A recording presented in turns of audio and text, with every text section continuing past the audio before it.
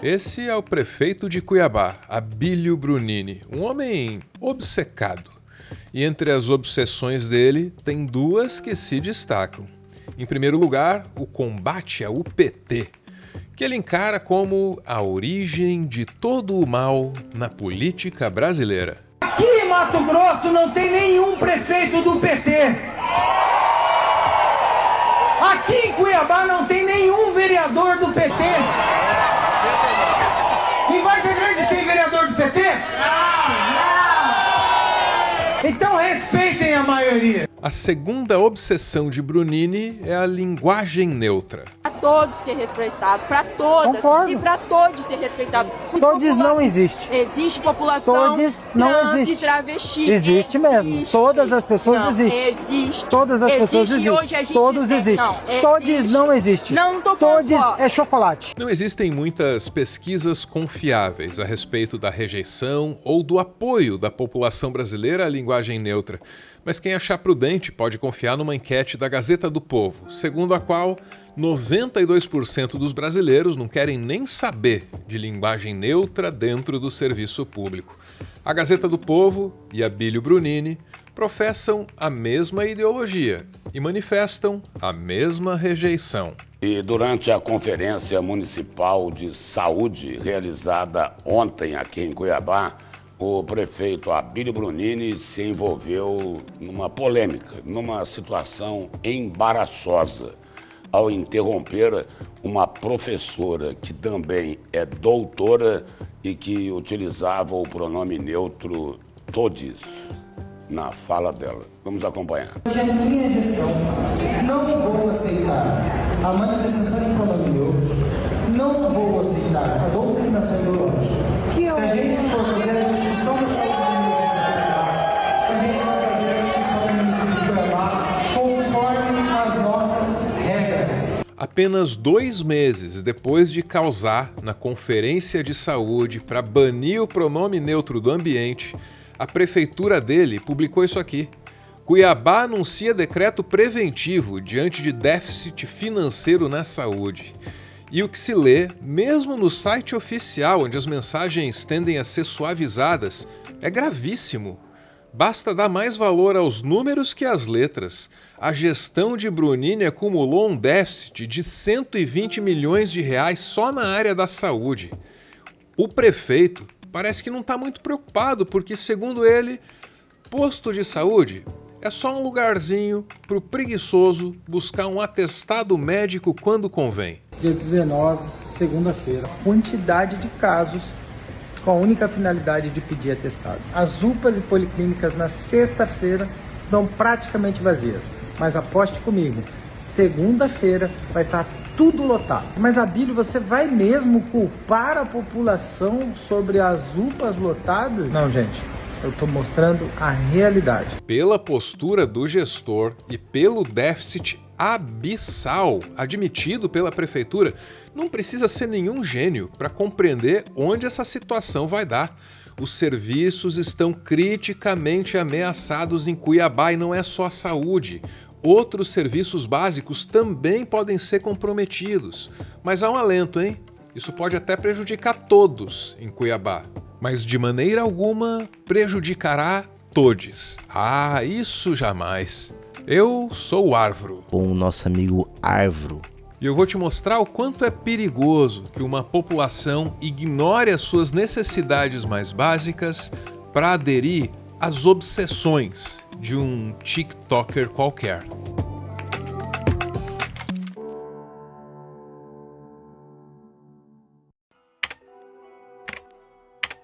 Por que a gente está estabelecendo a calamidade financeira? Porque a dívida é muito maior do que as condições que a gente tem de pagar.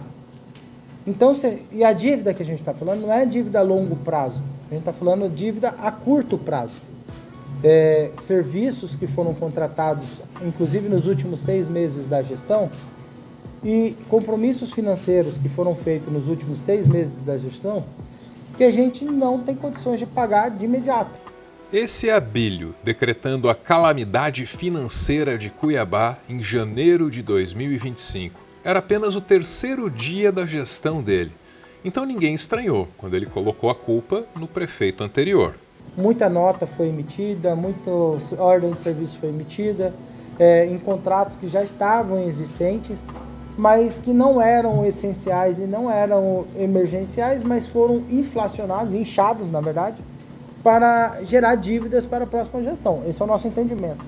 Porque se você contrata no fim da gestão e manda ordem de serviço no fim da gestão para muitas empresas acima do que é a média prevista, a gente entende que tinha uma intenção aí de enviar recursos para outros lugares. Depois disso, a gestão de Abílio fez tudo o que uma gestão endividada não deve fazer. Abriu mão de receita, revogando uma taxa sobre a coleta de lixo. Cancelou o Refis, um programa de refinanciamento de dívidas. E também recusou um empréstimo de 180 milhões de reais. Empréstimo em bons termos, já aprovado pela Câmara de Vereadores. Essas medidas, obviamente, agravam a crise e a Prefeitura pode apelar para a calamidade financeira de novo. Sobram sinais de que os serviços estão ameaçados e de que a Prefeitura está perdida. Recentemente, um restaurante popular que serve refeições subsidiadas amanheceu com um cartaz na porta, avisando que ele seria fechado.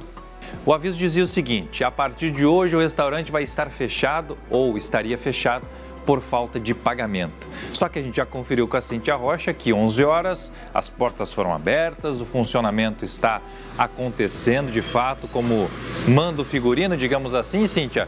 Mas a gente quer entender, de fato a prefeitura deve para a empresa, não deve, tem risco de fechamento ou não? Bem-vinda mais uma vez. Oi, Cleto, bom dia novamente. Olha só, o restaurante abriu pontualmente às 11 horas da manhã, tem muita gente ainda para almoçar, o restaurante fica aberto até 1h da tarde. A prefeitura sinalizou que iria fechar o restaurante, mas depois não fechou. E que sentido isso faz? O gestor responsável colocou a culpa num tal ruído. Nós tivemos alguns ruídos de informações. Nesse início de gestão, nós estamos fazendo alguns ajustes contratuais, em especial regularizando as pendências que foi deixado pela gestão anterior. E nesse processo de ajustes, nós precisamos nos adequar para que possamos estar dentro da legalidade referente àquilo que é estabelecido em contrato. E sobre isso, alguns ruídos surgiram, e dentre eles a de que seria paralisado o serviço. E para isso nós estamos aqui para esclarecer para toda a sociedade cuiabana que não haverá descontinuidade dos serviços e que todos podem continuar acessando tranquilamente, que os serviços aqui no Restaurante Popular será contínua e não haverá nenhum tipo de exigência para que se possa ter acesso à alimentação aqui no Restaurante Popular. O ruído aí só pode ser da própria prefeitura. E o que esse ruído sobre o fechamento do restaurante mostra é que Abílio não compreendeu o básico sobre o trabalho dele. Qualquer prefeito de qualquer capital tem a tarefa de administrar dívidas, um punhado de dívidas. E a missão mais básica diante disso é sempre a de manter os serviços funcionando. Essa é a prioridade e qualquer melhoria que venha é lucro. A parte da população que compreende isso ou critica ou ironiza a figura dantesca do prefeito. Nós temos que entender o lado do prefeito. Ele tem outras prioridades, galera, outras prioridades. Fazer dancinhas pro TikTok, conteúdo TikToker, todos os dias. Ele também tira muitas fotos e se encontra, com empresários todos os dias. E é claro, sempre que tem um evento pró-Bolsonaro 22, ele tá sempre lá, sempre viajando, fora aqui da nossa cidade. Então ele tem muitas prioridades. Por mais carregada de ironia que essa crítica seja, ela tem uma razão de ser.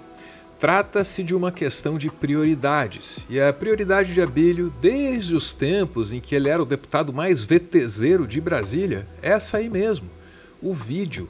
Na Câmara, ele criou o hábito de se posicionar sempre muito perto do orador da vez. Às vezes gesticulando, às vezes debochando, mas sempre incomodando. Um adulto, eleito por força do voto popular, vem aqui e se comporta feito um moleque. Isso não é postura de um parlamentar, Abílio. Com todo o respeito que eu tenho a Vossa Excelência, eu não tenho nada contra você, mas há limite para tudo. É preciso ter razoabilidade. Flávio Bolsonaro, eu discordo de tudo que ele fala, mas eu respeito o momento de fala dele. Assim como eu, quando estou falando, ele no momento vem me interromper. Isso é da democracia, mas tá feio pra tua imagem. Eu não sei como tu consegue. Eu não tô lhe ofendendo. Eu tô lhe dando uma advertência. Eu tô lhe dando, talvez, um toque como um companheiro, como um colega, como um amigo de parlamento, porque eu teria vergonha de andar no aeroporto desse país se fosse Vossa Excelência. Porque isso não é uma postura ridícula. E agora, como prefeito, a abordagem segue sendo a mesma. Se a prioridade fosse as contas públicas ou então os serviços da prefeitura, ele faria o que qualquer prefeito faz: articulação política, diálogo com os ministérios do governo federal. Mas não. Aqui, o Lula e o governo Lula não têm participação de nada. Deputados que apoiam o governo Lula não têm participação de nada. Vereador que apoia o governo Lula não tem participação de nada. A verdade é que aquela obsessão pelo antipetismo segue rendendo mais visualizações que uma gestão responsável, adulta. Então, que seja. Se o Lula vier aqui, não vou receber. Não vai ter nenhuma cerimônia na prefeitura. Ah, mas e das casas que você vai entregar? Eu não entrego. Alguns, pensando no bem de Cuiabá, torcem para que Abílio, esse bebê corpulento, amadureça logo e faça um gesto ao governo federal. Outros, também pelo bem de Cuiabá, temem que gesto seria esse. Ponto final em mais um textão que acabou deixando de lado vários outros fatos constrangedores a respeito da gestão do Abílio Brunini em Cuiabá. Por exemplo, ele foi acusado de nepotismo logo nos primeiros meses de mandato lá. Mas acabou não entrando, né? Porque a situação financeira do município parece grave demais para que a gente pudesse conceder espaço a tais menções. Então ficou assim mesmo. Falei demais? Bora ouvir os apoiadores desse canal. Você pode se juntar a eles e pode ter a sua voz aqui, conosco, no PS. É compreensível que essa nova linguagem das redes sociais, das curtidas, da monetização tenham emburrecido a população, por um lado, e por outro, apresentado um trampolim político de efeito muito mais rápido, né? Quase imediato. Chegou a ser expulso, se não me engano, de uma sessão, interrompendo a fala da deputada Duda. Pode conseguir, deputada. Se Vossa Excelência continuar nesse ritmo, né, eu vou providenciar que Vossa Excelência vai sair do recinto agora. Vossa Excelência, eu solicito a segurança que retire o deputado Abílio do plenário. Está suspensa a reunião e o deputado Abílio vai ser retirado do plenário. Com isso, conseguiu o que queria, que era, na realidade, alçar, né, maiores voos, no caso, ingressando à prefeitura, né, municipal da cidade de Cuiabá, que é um estado que tem dinheiro, né, mas não me canso de falar. Enquanto nós não elegermos vereadores, prefeitos, que é de onde parte a base da pirâmide, né, para poder melhorar um pouco o Congresso Nacional, as coisas efetivamente não vão mudar. Parece que esse prefeito não conhece as ideias de Keynes. O keynesianismo é uma teoria econômica que defende a intervenção do Estado na economia para combater crises e garantir o pleno emprego e a estabilidade econômica. Proposta pelo economista britânico John Maynard Keynes na década de 1930, a teoria contrapõe o liberalismo ao sugerir que em momentos de recessão o governo deve aumentar seus gastos para estimular a demanda, criar empregos e estimular a economia. Um exemplo prático dessa aplicação é o New Deal, plano implementado nos Estados Unidos durante a Grande Depressão. Ele não faz a gestão dos recursos por conta de aliança com quem ele queira, não é um condomínio, não é um clube, né? O poder do qual ele é mandatário emana do povo. Ainda é assim. É isso, gente. Boa sorte ao povo cuiabano. Depois do finalzinho, o finalzinho, aqueles últimos segundos, em que eu falo de improviso o que eu quiser. E eu quero lembrar aqui da existência de um lanchinho que tinha perto de um dos lugares em que eu morei em Curitiba. E esse lanchinho se anunciava com o seguinte slogan: não é pizza, não é cachorro quente. Aí eu achei interessante o slogan, né? Curioso, fui lá e pedi um. Acabou que o lanche era alguma coisa parecida assim com um crepe. E eu nem gosto de crepe. Por que eu tô contando essa história? Porque na política a gente está se acostumando a escolher as coisas e as pessoas de acordo com aquilo que elas não são. Eu não gosto do PT, eu vou votar no antipetista. Mas não basta escolher o candidato por ele ser anti isso, anti aquilo. É legal saber o que ele defende, não é não? Deixa esse pensamento aí contigo, hein? Será que a gente pode se definir a partir daquilo que a gente não é? Me parece que não é o caminho mais adequado, porque as possibilidades são infinitas, né? Aquele lanche, por exemplo, não era pizza, não era cachorro-quente, acabou sendo um crepe. Mas podia ser qualquer outra coisa, uma tampa de bueiro, um jacaré, um cachorrinho de 3 pernas. A imaginação é o limite. Então, deixa esse recado aí, para você pensar a respeito, se é que fez algum sentido. Espero que não tenha parecido excessivamente maluco. É isso, gente. Um beijo e valeu!